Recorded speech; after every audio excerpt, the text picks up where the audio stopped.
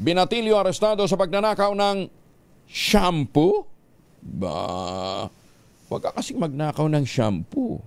Samahan mo ng conditioner. Yan. Detalye na balita mula kay Boy Gonzales. Boy!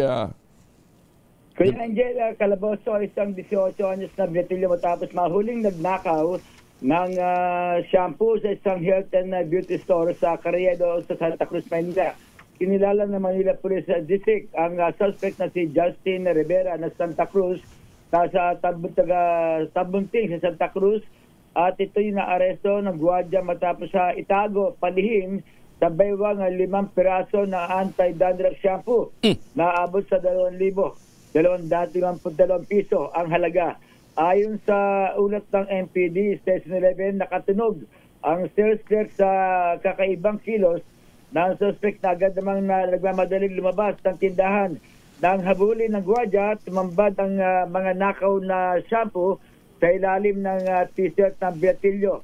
Dahil sa walang may pakita resibo ang suspect, kaya agad na siyang dinala sa presinto at sinampa ng kasong pagnanakaw. Ito si Boy Gonzales para sa Lisares, una sa Pilipinas, una sa Pilipino. Sosyal naman siya, Boy.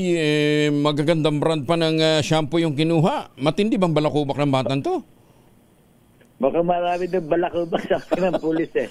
Oo. Pero 2,000 piso may get yung kanyang... Hindi na kontento sa isa, talagang 5 na ngayon. Hindi, may conditioner naman pala. Hindi lang naman pala shampoo, Boy. Maloko na.